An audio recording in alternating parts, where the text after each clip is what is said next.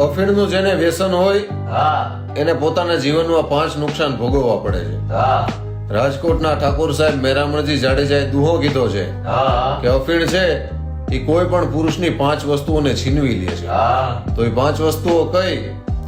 જલહર, બલહર, કામહર, રૂપહર, દ્રવહાણ. વાહ ભાઈ વાહ જલહર જે પાણીવાળો આદમી હોય હા એને નપાણીઓ કરી નાખે. હા બલહર જે બળવાન હોય એને નિર્બળ કરી નાખે. હા કામહર પુરુષની જે કામ શક્તિ હોય, જેનું પૌરુષત્વ હોય ઈ છીનવી લે. હા રૂપહરક જે રૂપાળો આદમી હોય એને કદરૂપો કરી નાખે.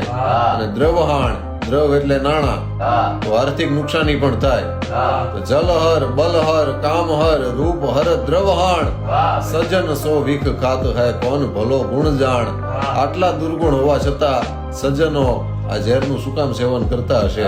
જલહર, બલહર, કામહર, રૂપહર, દ્રવહાણ. સજ્જન સો વિખ ખાત હૈ કોન ભલો ગુણ જાણ. વાહ વાહ